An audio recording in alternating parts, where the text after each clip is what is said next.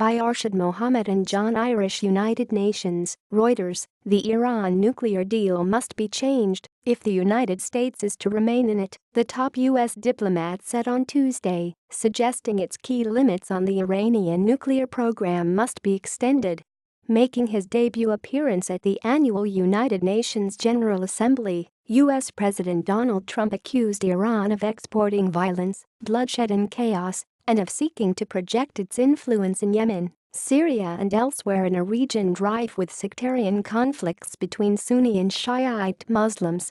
"We cannot let a murderous regime continue these destabilizing activities while building dangerous missiles, and we cannot abide by an agreement if it provides cover for the eventual construction of a nuclear program," Trump said.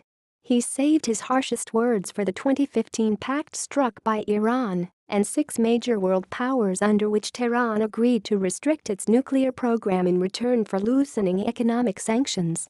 The Iran deal was one of the worst and most one-sided transactions the United States has ever entered into.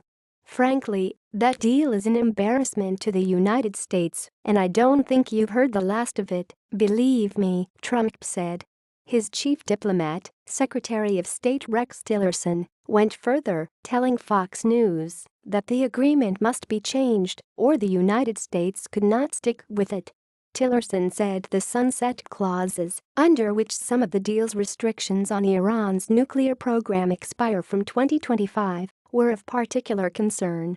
"If we're going to stick with the Iran deal, there has to be changes made to it. The sunset provision simply is not a sensible way forward," he said. "It's just simply kicking the can down the road again for someone in the future to have to deal with," he added.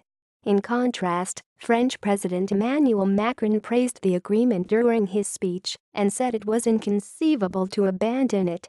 "Renouncing it would be a grave error. Not respecting it would be irresponsible because it is a good accord that is essential to peace at a time where the risk of an infernal conflagration cannot be excluded," Macron said. The French president said he understood U.S. concerns but thought the way to address them was to open up a negotiation designed to extend limits on its nuclear program beyond 2025. Macron and other supporters of the accord say weakening or scrapping the deal would add fuel to a regional powder keg and deter North Korea from negotiating on its nuclear program. Hate speech. The July 14, 2015 accord aims, for a decade, to extend the amount of time it would theoretically take Iran to produce enough fissile material for an atomic bomb, so-called breakout time, from several months to a minimum of 1 year. Critics of the deal, including Israeli Prime Minister Benjamin Netanyahu, worry that once the main restrictions on Iran's nuclear program expire in 10 to 15 years, Tehran will be in a position to quickly develop an atomic weapon if it wishes. Iran responded angrily to Trump's remarks. Trump's ignorant hate speech belongs in medieval times, not the 21st century UN, unworthy of a reply. Iranian Foreign Minister Mohammed Javad Zarif, Iran's lead negotiator for the nuclear agreement, said on Twitter, "The U.S. president must decide by October 15 whether to certify that Iran is complying with the pact, a decision that could sink the deal. If he does not, the U.S. Congress has 60 days to decide whether to reimpose sanctions waived under the deal." Netanyahu was also unsparing in his criticism of the nuclear pact, though Israeli officials privately admit that having some restrictions on Iran's program are better than none. "Change it or cancel it.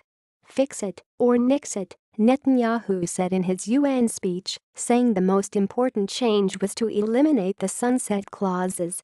The Obama administration had said the deal would ensure long-term scrutiny of Iran to deter it from developing a bomb, a view echoed by Macron on Tuesday as he noted its monitoring by the International Atomic Energy Agency, IAEA, UN nuclear watchdog. Trump's pugnacious UN speech may empower hardliners in Iran who are pushing for global isolation and who discourage already wary foreign investors. His stance, unlike Obama's offer of an olive branch, could serve the hardliners loyal to Iran's most powerful authority, Supreme Leader Ayatollah Ali Khamenei.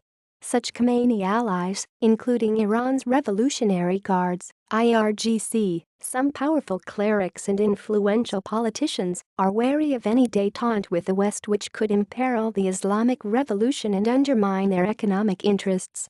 The nuclear deal was negotiated with Iran by the United States, Russia, China, Britain, Germany, and France.